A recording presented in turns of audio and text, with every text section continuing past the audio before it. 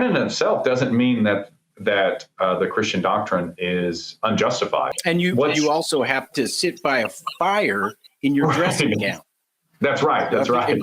And maybe that's what he was thinking. He's like, let's just get rid of the dressing gown. Let's get rid of the fire. Yeah. And the whole anyway, thing. maybe that's it. Yeah. No, I think that's, anyway, I wonder what you. Yeah, that's interesting.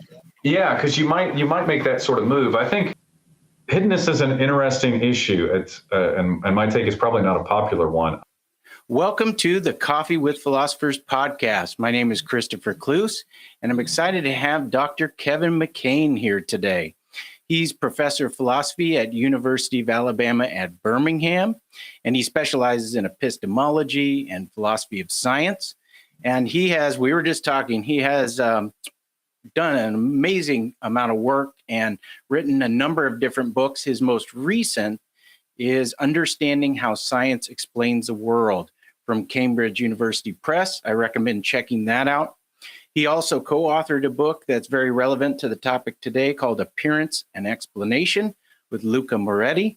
I recommend checking that out. And then also one other book of his that I'll mention is this great volume, which is 50 Puzzles, Paradoxes, and Thought Experiments in Epistemology. Very accessible, fun book. I highly recommend checking that out, getting that to kind of jump into the literature on epistemology. In addition, he's edited a number of books, and I'll just mention one that's forthcoming, and it's on Seemings. So it is on New Arguments and New Angles, and that's by Routledge. So keep an eye out for that. He's co-edited that with Scott Stapleford. And we were just talking about this. I got to know Kevin briefly. We connected first back in 2007 at the University of Texas Austin Methodology Workshop. And I remember just talking with him a little bit about the notion of problem or the whole literature on epistemic disagreement. And he worked through some of the different stances you can take. And I was really impressed, and I sort of have admired his career from afar, and I'm just excited to reconnect and have him on the show. So welcome, Kevin. Oh, thanks for having me, Christopher. It's great to see you again, sort of in person here, and looking forward to chatting. All right. Now, I like to kick things off with a 5 books question. So what 5 books would you bring to a deserted island if you were going to be stuck there by yourself for 10 years? That's a great question. And it's always hard for me because I seldom read the same book twice. So it's tough to think about what would be good. I think I would probably bring the Bible, Book of Common Prayer. Let's see. And then some others that are probably less clear. I would probably bring, and for different reasons, maybe Kant's Critique of Pure Reason, because maybe if I had 10 years alone, I could figure out what he's talking about. Lord of the Rings, I'm kind of cheat, make it, it's one book, so just in 3 parts, so for some entertainment. And then maybe I haven't read it yet, but N.T. Wright's The Resurrection of the Son of God, the really thick volume, just because I would maybe need some time to read it. I think that'd be Excellent. A good 5. Those are a great 5. And I actually was just recently looking at N.T. Wright's book, and he's got a whole series in that, a whole series of books in that genre, that series that I'd love to look at too. So thank you for sharing that. That's a great series of recommendations. Today, we're going to talk about Kevin's article, Evidence and Religious Beliefs in the Cambridge Handbook of Religious Epistemology, co-edited with Jonathan Fuqua, John Greco, who was on my dissertation committee, and then Tyler McNabb. So if you don't mind kind of getting us into your paper, let's go ahead and start off with the notion of epistemic justification that's endorsed by evidentialists. And the principle there that's relevant is called EJ. If you could kind of explain that to us and give us a little bit of background on that, and I'll go ahead and put it on the screen as well. Yeah. And so that's great. So evidentialism in one sense is kind of a very broad take on epistemic justification. So the sort of justification that is kind of related to the truth and is necessary for knowledge is the view what we mean when we say epistemic justification. So that's just to kind of distinguish it from things like pragmatic justification. So for instance, if you offered me $1 million to believe that I'm not actually speaking to you right now, that would be I would have pragmatic justification to believe that if I could somehow get myself to believe it, because, right, it'd give me a lot of money. But epistemically, I wouldn't have justification because given that I see you, it would be unreasonable for me to believe that, I'm not talking to you right now. So that's the target there. Now, EJ is a principle that Connie and Feldman first laid out in their 1985 paper, Evidentialism. And it kind of encapsulates what evidentialists think of for what's called propositional justification. So propositional justification is distinguished from doxastic justification. So EJ is a principle of what it takes to have propositional justification. Now, the difference is propositional justification is a matter of, in one sense, roughly, is it reasonable for you to believe or disbelieve a particular proposition or withhold on it, whether or not you actually do. Okay, so I could have a lot of propositional justification for believing something, but not actually form the belief, right? Or I might believe against it.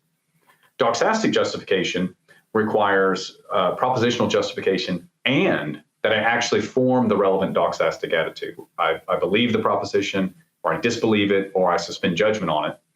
And in order to be doxastically justified, roughly the idea is I need to be propositionally justified and form the attitude for that reason. And so evidentialists, like many in epistemology, many internalists and kind of traditional views, take propositional justification to be the more fundamental notion and then focus on that and then build from there. So EJ is an account of that sort of justification. And roughly, as you've got here, well, exactly, the principle says a doxastic attitude D, so that could be, if we're thinking in coarse-grained attitudes, belief, disbelief, withholding, or it could also be more fine-grained, like a credence, like a belief to a particular degree. Doxastic attitude toward a particular proposition is epistemically justified for S, for someone, if and only if having that attitude fits the evidence that the person has at that time. Now, of course, there's a lot of things that are open in this. So evidentialism, as I often describe it, is actually like a family of theories. You could be an evidentialist, but you can end up in very different overall theories depending on how you fill in things like what you count as evidence, what you say is required to have the evidence, and what you say and what you think it takes for a proposition to fit the evidence. But generally, evidentialists hold this sort of view that very roughly, what's reasonable or rational or justified when it comes to what you believe or don't believe depends on the evidence that you have.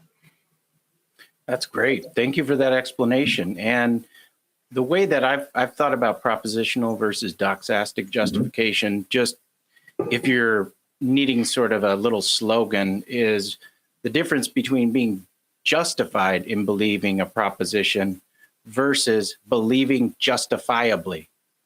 So as Kevin mentioned in the first case, you don't even have to have the belief with propositional justification, which is what EJ is about. But with doxastic, as he mentioned, you might need additional things. Number one, you need to believe it. Number two, you might need to have it properly based on your evidence. And there, Kevin's written extensively on this, but it gets tricky what the basing relation is it causal, and so on.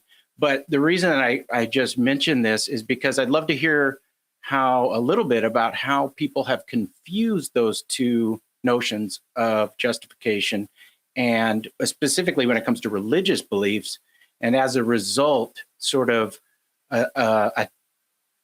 attacked or tried to undermine evidentialism in a way that targets the wrong notion of justification. Yeah, that's very good, because sometimes there's various ways that this happens, even in epistemology more broadly, and that's sometimes people will say, well, they'll say, yeah, this person has evidence, but that's not why they believe it. That won't show evidentialism's false, right? Because evidentialism just says, here's what it takes to have good reason to believe something. And so what they'll sometimes do is say, here's a case where someone lacks doxastic justification. But the evidentialist is committed to saying they have propositional justification. And if we're not careful there, sometimes critics will say, so therefore evidentialism is false, because it's intuitive that the person's belief itself, that they're not believing this in a justified manner. And evidentialism says they have good evidence for it, so evidentialism is mistaken. But the evidentialist doesn't say that, right? As you mentioned, Christopher, the part of the doxastic justification is basing. And so the evidentialist might completely agree and say, yeah, you've got good evidence, but you're not using that evidence in the right way to form your belief. And so this can happen in epistemology more broadly, and it can also happen when it comes to religious beliefs. So sometimes, like, some of the debunking stuff can be this way, right? We can say, so say you really find out someone believes something, they believe a truth of Christianity for some irrational reason, right? You give some sort of evolutionary story and say it's correct. That in itself doesn't mean that the Christian doctrine is unjustified or irrational to believe. It just means that person doesn't believe it for the right reasons. It says nothing about, in fact, the reasons to think that it's true or not true. And I think a lot of times people run those together, and you're right, that can lead to major misunderstandings and problems, both in terms of looking at particular beliefs and evaluating those, but also in terms of evaluating theories. So people will sometimes criticize, like, evidentialism and say, well, you've got this problem. I've seen this sort of thing happen. Well, your evidentialist theory doesn't solve, as we were talking about earlier, the Gettier problem. And so therefore, it's false. And well, it's not actually trying to do that. So I think you're right. It's very important to get clear on what we're looking at and what the target is, for sure. Great. Thank you for that helpful clarification and pitfalls to avoid if you're getting into epistemology. In terms of potentially responding to someone who has a belief that you think is irrational, like they hold their Christian belief on funky grounds because the Bible's just because the Bible says so, or just because their parents said so, or be careful not to keep those two things in mind and clarify what you're actually attacking or responding to when you're responding to it or claiming something's irrational. Yeah. Now, in your paper, you jump to, does evidentialism require too much? So this comes out of the planting literature, Plantinga's sort of response to evidentialism, or what he thought was evidentialism. And it seems like there was sort of a misunderstanding, or at least not the best understanding. Could you walk us through why it appears that evidentialism requires too much for justification, but there really seems to be some sort of misunderstanding going on there? Right. Yeah, that's a great thing to look at. So a lot of people are familiar with Plantinga's take on what he calls evidentialism, which, as I said, evidentialism is kind of a broad family, and so what he attacks is a form of evidentialism, but it's also a form that, at least that I'm aware of, there's almost no contemporary epistemologists who accept that form of evidentialism. And so one thing someone might think of evidentialism is this. So remember, in EJ, we said there's questions of what does it take to have evidence, what counts as evidence, and when does something fit the evidence. So one particular view is you might think of evidence as consisting of only philosophical arguments from, obviously true propositions, right? So like a classic form of like the Aristotelian demonstrations, right? You start with, first principles that are clearly true and then have to show via argument that your conclusion follows. Plantinga attacks a version of evidentialism that's similar to that. And so he says, the evidentialist about religious beliefs says that a particular person's religious beliefs can only be justified when they have as evidence sound philosophical arguments in support of them. And then he rightly says, wow, but look, this is ridiculous because this is setting a standard for religious beliefs that's way higher than the standard for anything else. If this is the real standard, then you don't really know much of anything. Skepticism just kind of follows. And so Plantinga attacks this and says, so, this is a bad view.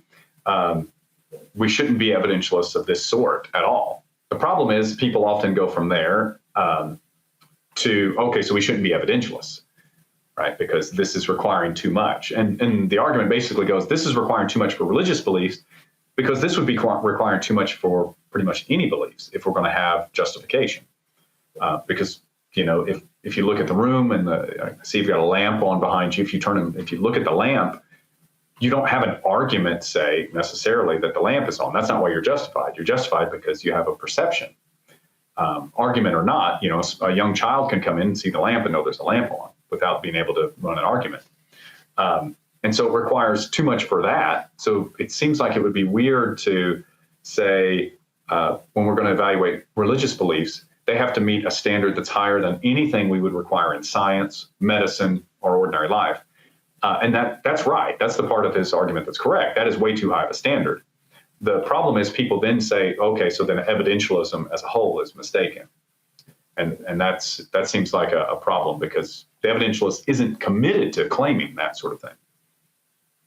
Oh, great. Okay. So what in particular, so the evidentialist then needs a view of evidence that isn't just arguments from propositions, I believe that was also another little element of his. You have to know the propositions and then be able to formulate arguments on the basis of those, which actually aligns with what you were saying about the Aristotelian demonstration. You have to sort of have self-evident things or things that could count as knowledge, and then from there sort of articulate your premises and deduce your conclusion. So that's helpful. And so it looks like he's attacked a straw man. If no one else is holding the position, I hate to, wave the straw man flag, but it's really easy to knock down. And then if no one's holding it, then it's also highly uncharitable to the broad family of views, because there's way stronger views he could have attacked. And you want to add something? No, I think that's right. And I guess in fairness to Plantinga, I think maybe historically there may have been some who said things like that. So, one way you might think of someone like Descartes as maybe having this, something in the area of this sort of view, where you have to start with, these things that you have clearly and distinctly, right, which presumably are going to be facts about your mental states, and then show, somehow deduce those from them. So maybe something like that. But okay. And you also have to sit by a fire in your dressing gown. That's right. That's right. And maybe that's what he was thinking. He's like, let's just get rid of the dressing gown. Let's get rid of the fire. Yeah. And the whole thing. Maybe that's it. Yeah. No, I think that's right. And I think that it's unfortunate to use the term evidentialism for that, especially, like his main attack on this came out in 2000, which is 15 years after Connie and Feldman's Evidentialism paper. And so evidentialism, the term and the way it was used in contemporary debates, was widely used already by the time, that critique came out. So it would have been better to pick a different term and maybe call it something like, super strong internalism or super strong foundationalism or something. Okay, great. And now we get to the sort of the alternative, the flip side. Evidentialism, it looks like, requires too little. It's too easy to get epistemically justified beliefs. What is that?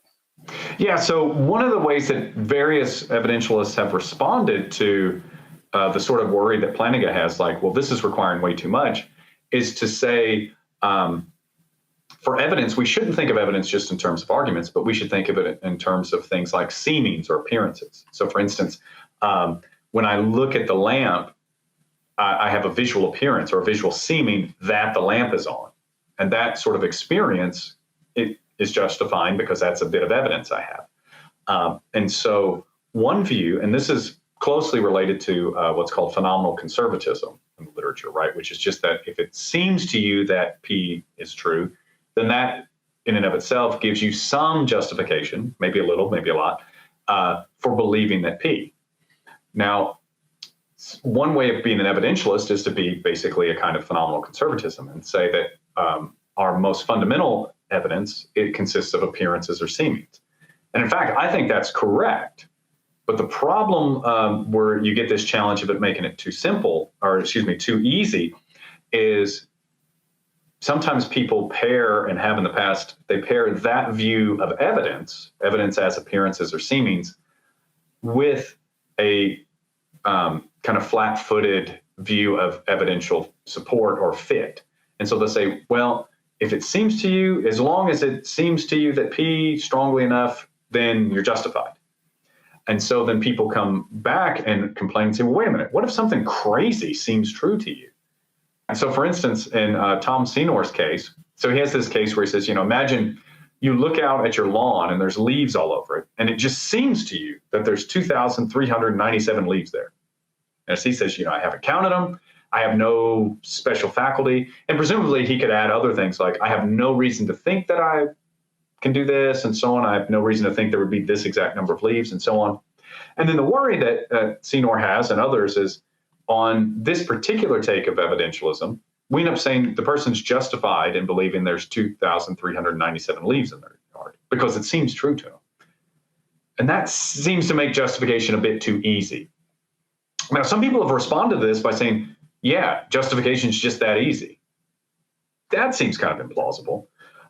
Another approach people have given that like this sort of take on evidentialism is to say something like, well, in Senor's case, the seeming would probably be weak, and so you'd only have weak justification. But really, I don't see a reason why it couldn't be that someone has a very strong, like it vividly strikes them that they have, that many leaves in their yard. So it's the issue is Plantinga raises this problem on the one hand that says evidentialism of this sort requires way too much, so it has to be wrong. But then I think evidentialists that are on the right track overcompensate by going too far the other direction and saying, well, as long as it seems to you and you don't have a defeater, so you don't have a reason to think that your seeming's misleading or some sort of contrary seeming, then you're justified. And I think when they go that way, they make it too easy. And so we end up, it's either too hard because we have a Plantinga sort of view, or it's too easy because we have this sort of seeming evidentialism where all that matters is that you have a seeming. So I want to kind of push back a little bit or raise a worry with regard to you mentioned that you think it'd be possible to just have that seeming, that visual sort of presentation as of 2,397 leaves on the lawn. I'm wondering if the evidentialist could sort of rewrite the way things have played out and say, it's possible you have that sort of random, strong visual seeming, but it's so unlikely that here's what's more likely going on in such a case. What you do is you look at the lawn and you have a appearance as of, or a seeming as of, or a rough sort of ballpark. And so you look at it, you say, the seeming is actually this range, and then you infer from that the justified belief, which is, 2,397. And the case that I was thinking is more along the lines of this that actually happens in real life is where, have you ever been to a place and they have those jelly bean count off, win a prize things? You go and you see the jar, and usually you look at the jar and you're like, I don't know exactly how many are in here, but I guess it's about, between maybe 400 and 500 jelly beans in the jar. I want to win that prize. I want to win that $100 gift certificate to Tiffany's, which will get me nothing. Right. So anyway, you it seems to you that there's this rough range, and then you infer from that, like you got to plunk down on a number. So you infer from that.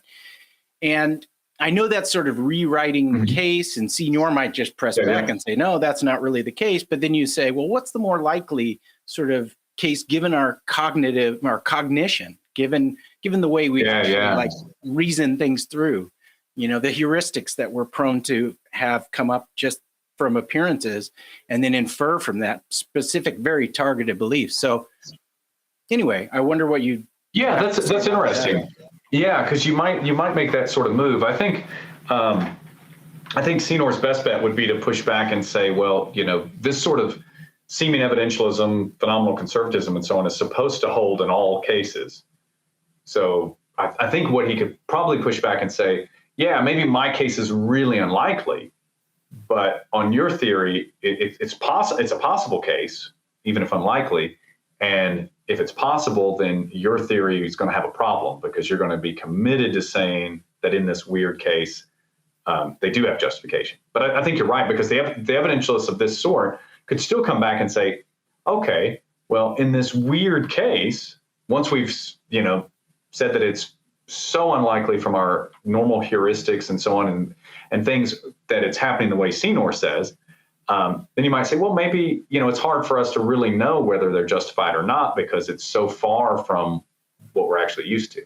And I think that's probably for someone who wants to stick with kind of the straightforward, as long as you just look at the seeming and if it's a strong seeming or not, that's probably the best sort of response they can make, is to say something like you mentioned, where you say, well, look, what Senor's describing, it's not clear if that case is possible. And if it is, it's going to be kind of so far outside of what our norm is that it's really hard to evaluate.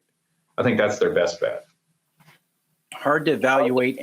I was thinking maybe, I hate to add addendums to theories, but there's got to be a way of formulating just a little clause in there in terms of plausibility, in terms of cognitive faculties. You don't want to add a bunch of provisos, of course, but right. It just seems like you do need it can't just be seemings about, every possibility, right? So you could try to narrow down the logical space a bit with your phenomenal evidentialism and sort of say it's got to be somewhere within the realm of how the mind actually works. And yeah, that's good. I think that's sort of because that's what we're trying to capture, right? We're trying to capture like everyday justification that can amount to knowledge. So like if we're Yeah, I think they could maybe do that, and I think that's a right sort of way to go. I think that pushes kind of closer to the sort of view that I like anyway, which is probably why I'm sympathetic to it. Okay. I think, there you go. One of the things they can do in that sort of way to try to get to that is they might say something like the following: well, when it's in this, when we don't have it fitting in this sort of range, like you mentioned, of like what's with normal cognitive faculties, then maybe we have a defeater. Because we also have this seeming like this isn't the sort of thing I could tell or something like that. But it gets tricky because then we really have to fight with Senor about the case and how we can construct it and what's allowed. You know what, though? This may be jumping ahead a little bit, but one way of cashing that out that's not ad hoc potentially is to say, just as in certain cases of religious experience, it may seem to you that God exists, and then you may have an actual experience that is the truth maker for that proposition. It may also be the case that in remote cases, in terms of what's possible or plausible or likely with regard to our cognition, you may have an accompanying defeater or a falsifier accompanying that experience. So if you had that seeming as just even strongly of 2,397 leaves on the lawn, you would thereby have an accompanying falsifier such that this is bizarre. I mean, at the base level, you'd just be like, whoa, this is weird. Why do I think this? Yeah, I think that's right. Yeah. I think Senor's push would be to say, well, let's make the case and just stipulate you don't have that. And of course that's when some of them, that's when some just reply, and some of them have just replied, well, yeah, once you've stipulated all this stuff that we don't have, then why not think you're justified? Exactly. Okay. Yeah. But intuitively, I do think it's the case that PC evidentialism is missing something, and the realm that you think it's missing is too simplistic of a notion of evidential fit. So you guys may want to recall, or you may recall that we have evidence, what counts as evidence. Then we have evidential fit. What does it take for, what's required for a proposition in terms of fitting the evidence such that you're justified in believing it or withholding or disbelieving. And so, Kevin, can you explain for us what your tweak is on evidential fit such that we get around this worry that evidentialism requires too little and makes justification too easy? Right. Yeah, good. I think, and that's a nice way to put it, Christopher, that, if we start with the initial problem, that evidentialism requires too much, the problem with that is the evidentialist view in question has the wrong notion of evidence and the wrong notion of fit, right? Because it requires things that so you got to know them for them to be evidence. And it requires that they only fit when you have some sort of deductive argument or something like that from the things you know to that. So it's wrong on both accounts. I think the seeming evidentialist of the kind of basic sort makes a big improvement because they get the right notion of our basic evidence, right? Where it's how things seem or appearances, where these are understood as I mentioned briefly, a kind of experience. So it's not a belief, it's not an inclination to believe, it's an actual experience. So, perceptual, when it looks like there are books on the shelves, that's a kind of, seeming. So I think that's the fundamental evidence. And then other beliefs justified by seemings are also evidence, but at the fundamental level, it's seemings or appearances.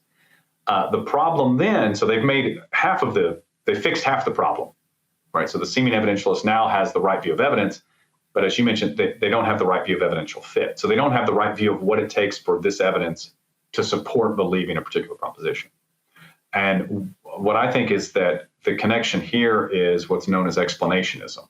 So explanationism is a general kind of take on evidential fit, or what's sometimes called support, right? So what does it take for evidence to support believing a proposition? And very roughly, the idea is the evidence supports believing a proposition when the truth of that proposition is part of the best explanation of the evidence that the person has. So for instance, I've got some books on the bookcase behind me. If my evidence includes the way it appears to me, and also in my case, memories of those books being there and so on, the reason why I'm justified in believing there's books on the shelf is the best explanation of that evidence that I have is that there's actually books on the shelf. And so you avoid Senor's problem because the best explanation of why it seems to the person that there's 2,397 leaves on the lawn isn't that's the number of leaves, right? Because there's rival explanations that are just as good. Like maybe there's 2,396 leaves and I, for some reason, have, got a mistaken impression. Or another explanation is there's something malfunctioning that makes me think I can tell the number of leaves by looking. So there's all these rival explanations, and so it doesn't cut it.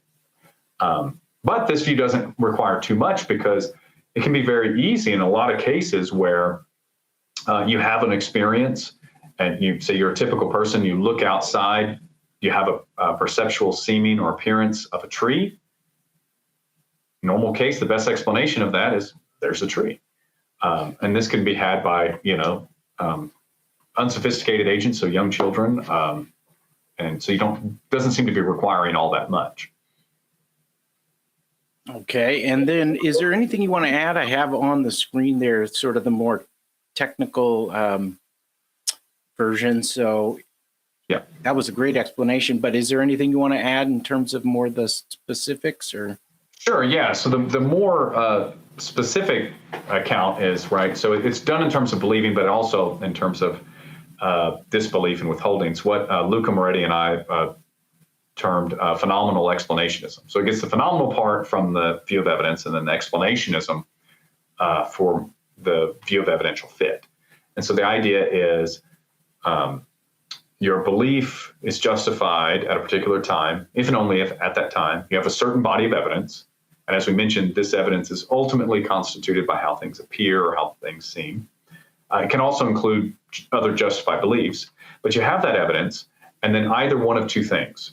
Either the proposition to be believed is the best, and we put the qualification sufficiently good, right? Because it could be that your best explanation is just not very good, in which case you're not justified in believing it.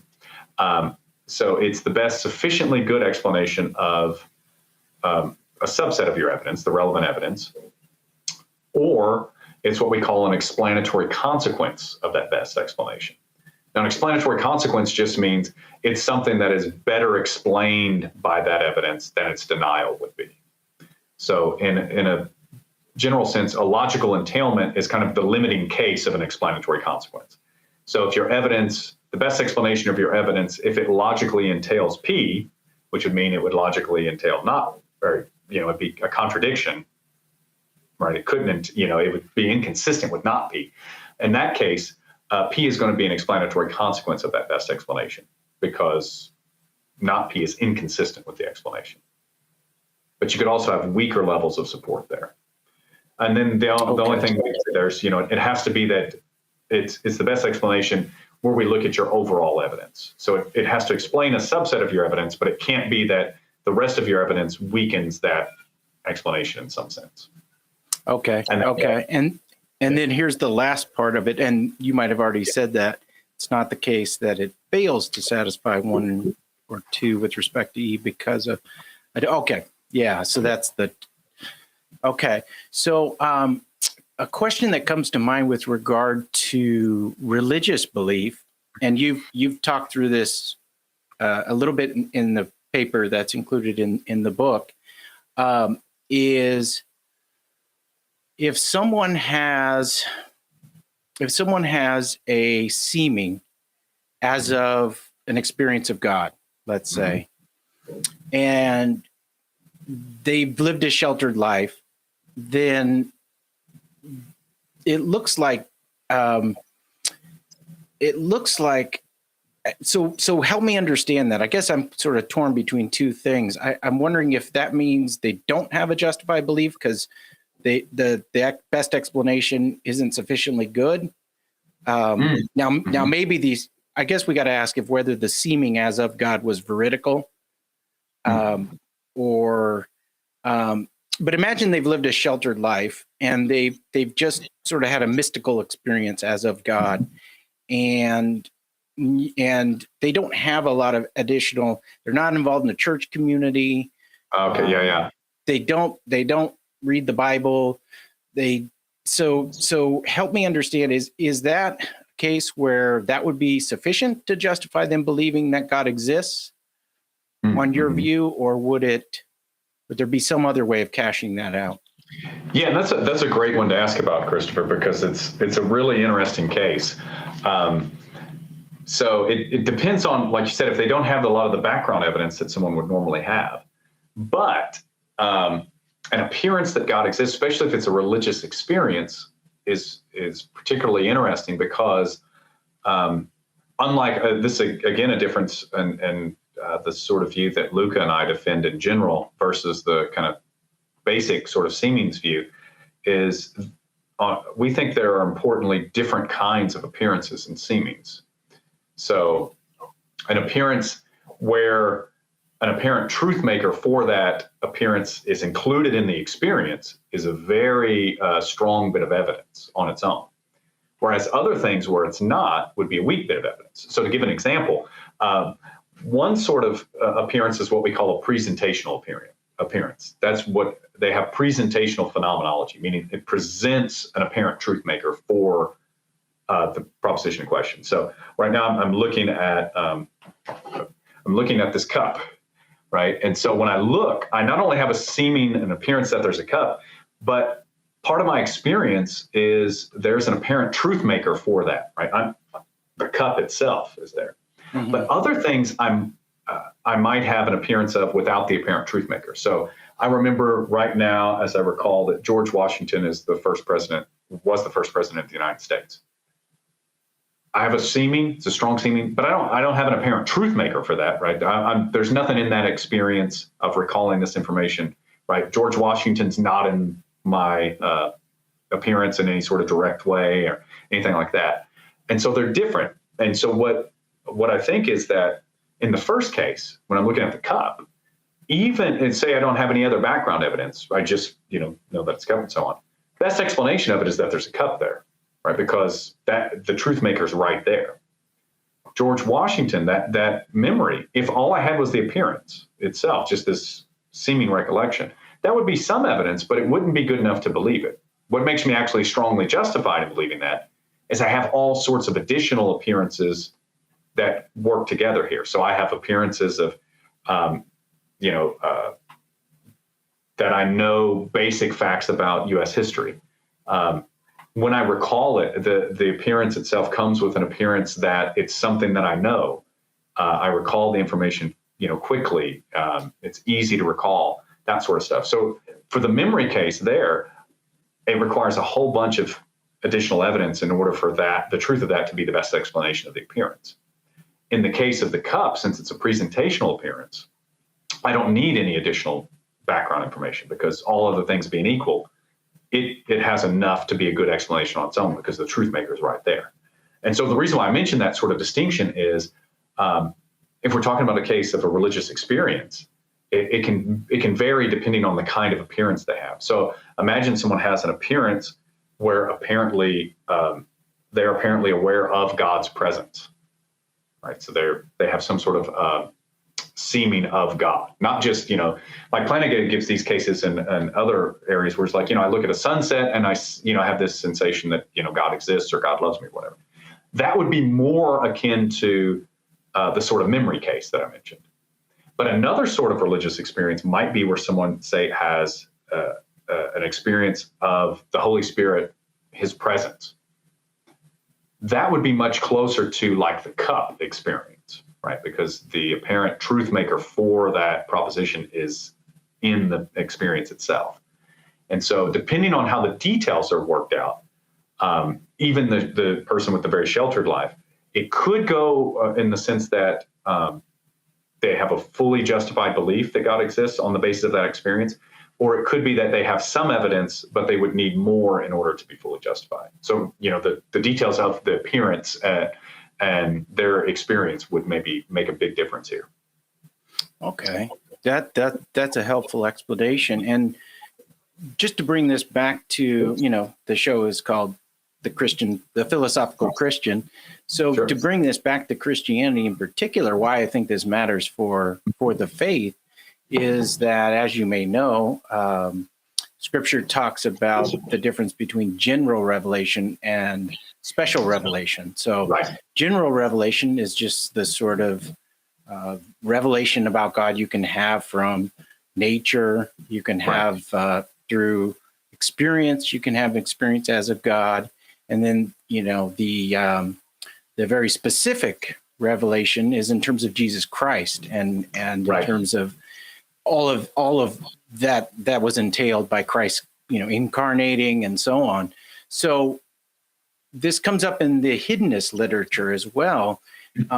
You go back and you see prior to Christ incarnating and coming to the earth and dying, paying the penalty for our sins, And apart from special revelation and stuff you could get through Scripture, you also have just being out in nature. And as you mentioned, sort of having this experience as of the Holy Spirit, and the best right. explanation for that being that the Holy Spirit was present, and your seeming gives you a justified belief that the right. Holy Spirit was present. But I guess so. Where I'm torn is I could see a skeptic or an atheist sort of pushing back on this view and saying, number one, this seems to make hiddenness worse. Just in this sense, there are non-resistant non-believers going way back in history, and if there wasn't a particular religious community that endorsed sort of the monotheistic God, and all they had was general revelation. I mean, Romans talks about people like that being without excuse for not believing in God, like nature is somehow sufficient for coming to believe in God. But then this goes back to the case you mentioned with, if it's not like the cup experience, it right. is like the cup experience, because you have the truth maker as partly constitutive of the experience. Right. But with the Holy Spirit, we're not talking about a material object. We're talking about something immaterial. So the worry might be that at least on the Christian perspective, very few people had justified beliefs that God exists on this view. Why? Well, because back then, I'm talking prehistory, it was mainly like animistic sort of religion. So if you even had that experience, and you must believe that a particular God exists in order to, you must believe that God exists of a particular sort in order to be justified in believing that God exists and, I guess, inherit eternal life or whatever the claim may be, then you would need a very strong appearance, because the background context, you'll always have defeaters. You'll always have reasons to think that your experience as of the Holy Spirit was actually just an ancestor.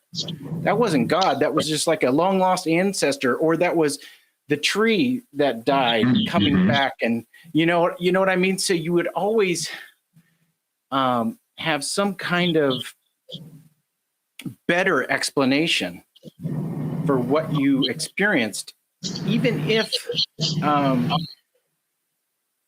this is where it gets tricky. Even if there was an apparent truth maker, I guess that would be the worry, that from the viewpoint, the perspective of the individual having experience, it would only be an apparent truth maker, because they don't even have the concept of a monotheistic God or the Holy Spirit. Or anyway, I hope I'm groping at a worry, but maybe you can.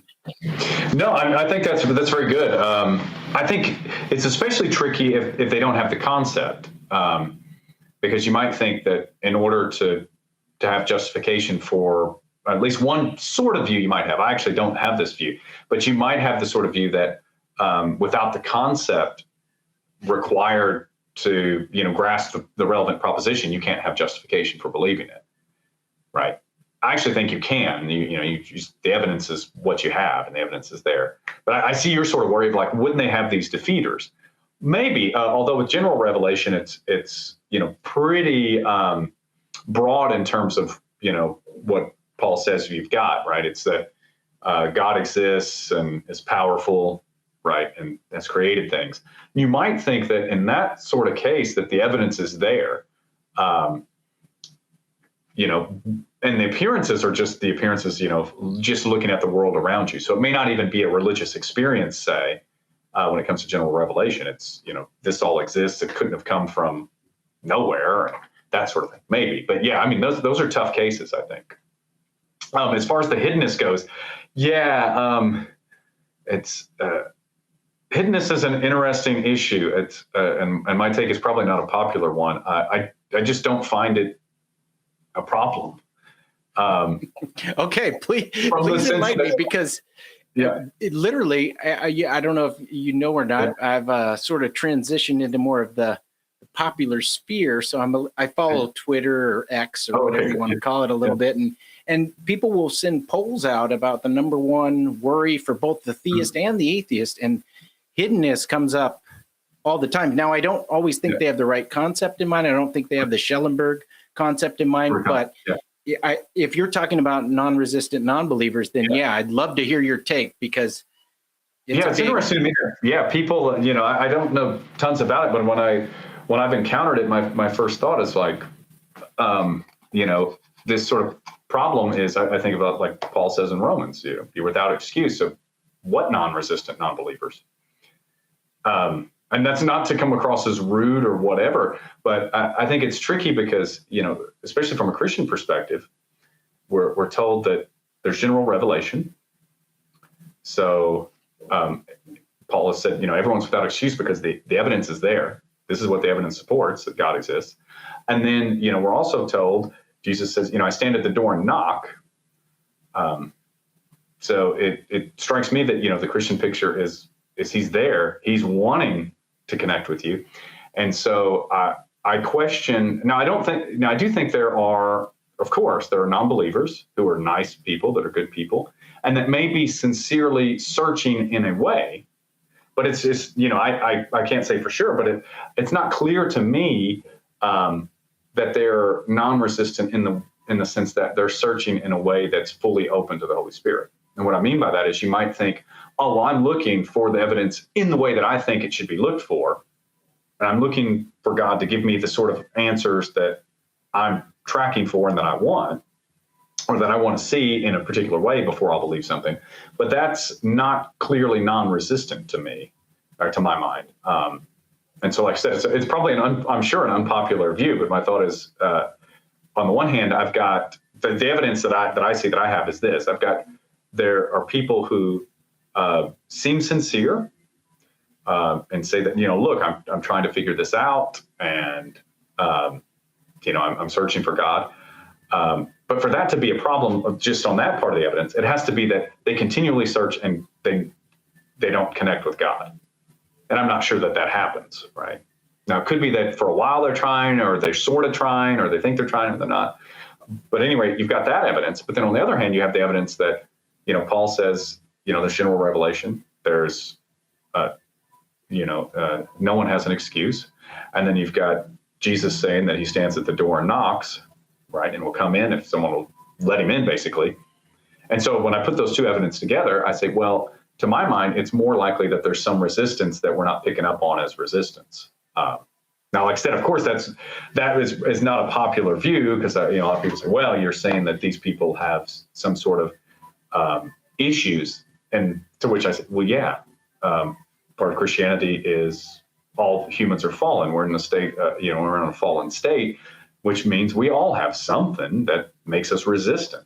In fact, Paul talks about this a lot, that, right, we're enemies, in a sense, of God. And so anyway, all that. So kind of a long, kind of more rambly way of saying it's just not fully clear to me that, one, that there are non-resistant non-believers at all. And then two, if there are some at a time, if they persist, that they will always remain that way. So I think to be a real problem, there has to be someone who has, throughout whatever period, been a non-resistant non-believer, extended, and it remains that way. And I'm just not, I don't see the evidence for thinking that. Okay. Yeah, and that's why I raised the worry about prehistory. So Schellenberg's very careful to say that people who lack the concept of God, they may have been searching, so to speak, and been open to some sort of experience of God, or they wouldn't say God, but they were open to God, and they just never found him because they lacked the concept, or they never had the right experience. So I think it's easier to make that case that there's no non-resistant non-believers for sort of, Jesus's time forward, and then even back a little bit further. But once you get into sort of prehistory, then I think it becomes a little trickier. And that's where I'm wondering if that's maybe where sort of your view could help. How would your view, maybe phenomenal explanationism, maybe help patch up that worry about prehistory where they lack the concept? Because you said you don't need the concept in order to be justified in believing something. Yeah, it's good. Well, and good. This is actually very interesting, Christopher, and helpful for me to know that the focus in a lot of the debate is on the past history. So that I think is more plausible that there's non-resistant non-believers there. Well, it's sort of on all of it, but he's very careful to say, if you think everyone's resistant, now, then just go further enough back, and it kind of becomes apparent that there's non-resistant. Yeah, and I think that's very interesting. Although I don't. Again, I don't see it getting to the problem that he wants, but I could see that as being more likely the case, and I'll say a bit about why. So the initial distinction that you and I were talking about between propositional and doxastic justification, I think, is really important here. So on my sort of view, you don't have to have the concepts to have propositional justification. You have evidence that supports believing a proposition. But of course, you do have to have them to have doxastic justification, because without the relevant concept, you can't even form the belief. So that's a precondition for forming a belief is I have to have the concepts that make up the proposition that I'm believing. If I don't grasp those concepts, I can't grasp the proposition, so I can't believe it. And so you might say in a case like that maybe the evidence is there, like you mentioned. And so in my view, it might still be that, well, they have the justification, propositional justification, but it's impossible for them to have the doxastic justification because they lack the concepts. So they just couldn't form the relevant belief without the concepts. And there, I think it's interesting because, right, the case, as I understand it, and you can certainly correct me on this, the problem with divine hiddenness is supposed to be God is loving and wants a relationship with people. And given that, there shouldn't be people who are non-resistant non-believers because they're not resisting this, but they don't end up having the belief, so they don't have this relationship. And so then, as I see it, the worry in the past is, look, they don't even have the concept. So there's no way they could form this belief. So they're non-resistant, at least in the sense that they don't even have the relevant concepts to believe there's a God and so on. Now, I think there's a lot of assumptions in there we might question of how do we know what concepts they had? How do we know whether they could have this concept or not? Those are questionable, I think. But say that we grant that and say that, okay, no, we go far enough back. There are people that just don't even have the concept of God. And again, like I said, as I think more about it, that's really questionable, especially, from Christianity, because if all humans are made in God's image, and it gets a little murky to say, well, they lack the concept. But, if we grant that, then you might say, okay, so you've got people who don't believe God exists because they don't even have the concept. At least we think not. But I don't see anything inconsistent with Christianity to saying that at some point, either after they've passed or whatever, that God gives them that concept or that they encounter God and then come to form the concept. I mean, it's not clear to me that if we want to allow the assumptions that Schellenberg's making, right, that there are people that don't have this concept. And then two, that we should allow that, okay, since they don't have the concept and they don't form the belief, that therefore they're going to be excluded from relationship from God, that God wouldn't make some other allowance for them. And I think in order for there to be a real problem, we have to grant him the assumption that one, there are people without that concept in the past, so they couldn't have formed the beliefs. And also the second assumption that two, that you have to have the relevant belief, and this is all pre-incarnation too, which makes it tricky, right? So you'd have to have the relevant concept to form the relevant beliefs prior to having a relationship with God, and that God would not do anything about it. And those are a lot of, I just think those are a lot of, to get the problem off the ground, those are a lot of assumptions to make. And I think they're at least questionable. Like, it's questionable to my mind whether people really lack that concept rather than just believing for whatever reason, or having other concepts and believing things as well. And then also that nothing happens. So there is, at least, in some of the creeds where it mentions that Christ died and, descended to the dead. And at least some strands say, that he went and spoke with or met with people who had passed. And so there's at least some possibility that those people who didn't have a concept got a direct concept by, some sort of meeting. Anyway, that's kind of my take on it. All that, kind of to get back to something on my sort of view, it's at least consistent with PE that the people do have justification, propositional justification, if we grant all those various assumptions, but that they couldn't have doxastic because they just couldn't form the relevant belief. I think that if we grant the assumptions, that's possible. Yeah. Gotcha. Okay. That's helpful. I'm glad you brought that distinction back to mind, because I guess the worry, I know that's a lot of assumptions to grant, but if you're being super charitable and you grant those, then I could see Schellenberg saying, well, they could never have knowledge of God. That would be the worry.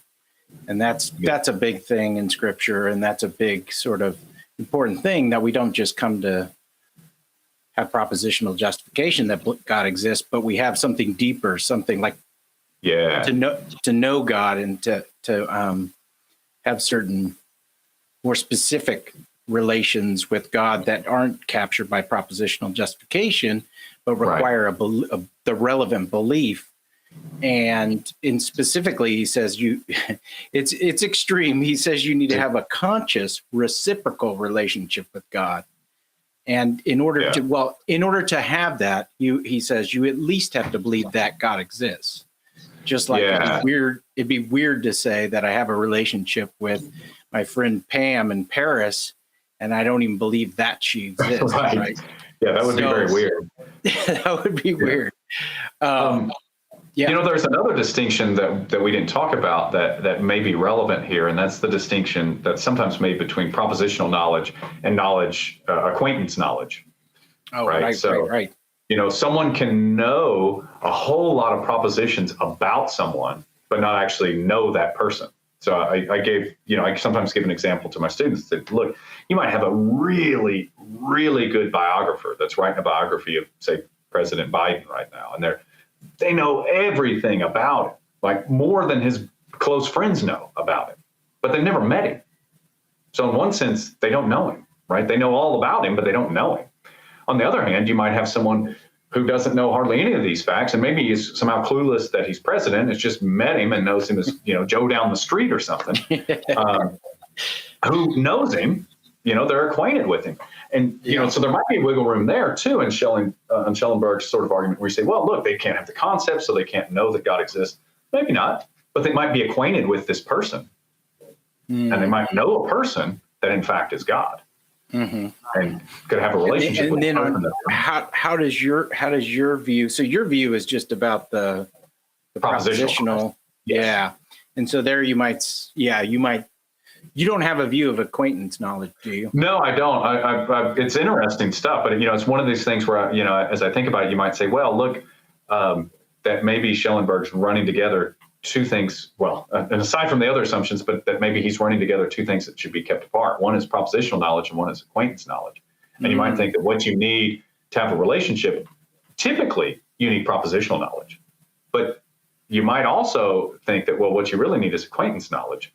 And those are different. And so I may not have the concepts, but someone may not even have an actual concept of, a deep concept of person or whatever. I mean, because that's a tricky concept, but they might still be acquainted with lots of people. Right. Or they might be a really young child that has a hard time distinguishing between, an actual person versus, say, their stuffed animal. But they can still be acquainted with their parents, even if they don't, have a concept, even if they don't even have a concept of what a parent is. They're acquainted with these people. And so you might think, look, you could have these people, they don't have the concepts to have this propositional knowledge, but they could still be acquainted with God, in which case and thereby have a relationship with God. Exactly. See, okay, so this is really helpful. Have you ever looked at the work of Jerome Gelman? No. Okay, so he does. Trent Doherty is a big fan, or somehow knows him, and so his work, his book, Rationality. I'll mess it up, or like Religious Experience and the Rationality of Theistic Belief. He has these 4 levels of religious experience, and they're super fascinating. They're grades of religious experience, and this might be helpful to further flesh out your case, or you might want to look at it. But that was sort of my response to Schellenberg, or part of it, is that I noticed the only level of religious experience that he had limited his establishing a relationship with God to was a conscious, reciprocal relationship. And right away, flags went off. I was like, well, there's lots of different ways of having a relationship with God. And these people from prehistory say, as you mentioned, may lack the concept of God, and they may lack a conscious experience such that they're aware that they're having an experience of God.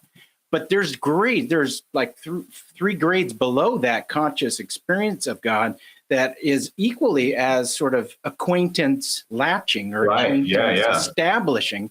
So you could be acquainted with God in all these lower levels that don't even rise up to the level of conscious experience. And I guess why now I will end on this last thing here. and I don't know if I'm running a couple things together, but this sort of relates to the difference between internalism and externalism. And as I understand PE, it's an internalist view, but it's a mentalist view, such that you can't have a difference in justification without a difference in mental states. Right. So justification supervenes on the mental, and so your view isn't an access internalist view where you have to have access to the justifiers or be aware of the justifiers or have the justifiers accessible. It's just you have to have the right sort of mental states. So here, the connection I was trying to get at is that a person who's in prehistory that's acquainted with God may have the right sort of mental states, but may not be aware that those mental states are justifying their belief that God exists. But they may very well have the seeming. Right. But anyway, does that? I'm trying to kind of tie a few things together here, and then also relate. No, that makes good sense. I think that's exactly right, Christopher. It seems at least possible that they could have the right sorts of appearances, but if they lack the conceptual framework and so on, that they may not be aware that these appearances support whatever. And I think that can happen. And at least for propositional justification, I don't think you need that extra stuff. Doxastic justification or certain levels of it, this is more kind of on the edge of things I've been thinking about recently, is I think there may be levels of justification, roughly along the lines of what Sousa proposed years ago about, there's this reflective sort of knowledge and animal sort of knowledge. I think there might be more when it comes to doxastic justification. You might have, more reflective where you've got the propositional justification and you've got the awareness of all these things like an access internalist, but then you might still consider someone justified who say has the propositional justification, but they're not consciously accessing, but they have the ability to access. So it's accessible, but not accessed. That would still be justified, but maybe not as strongly. And then you might still have, even at a mentalist level, where they have it, but they don't have the abilities to do that. So I think that's right. I think there can be grades of how justified you are, depending on maybe this extra access adding to it. But when it comes to propositional justification, it's purely mentalist on my view, where it's just what mental states do you have and what do those actually support? And then you don't even have to, to have that sort of justification, you don't have to have the sort of access to the justifiers and the work they do and everything. I think that's right. I'll have to check out the Gelman, you said was the name, right? Yes. Yeah, that sounds very interesting. And I'll put a link to that too down below. Yeah. Well, thank you so much for being on Coffee with Philosophers. I hope you've enjoyed our conversation. And if you want to join Patreon, get exclusive content, and join the after party, we're going to continue the party. Just briefly kind of open up and talk to Kevin about more stuff related to this. Then go ahead and go over to patreon.com/thephilosophical-Christian and come join us at the after party show. I'll take care, and thank you again for coming on, Kevin. I really appreciate it. Yeah, thank you for having me. It was great.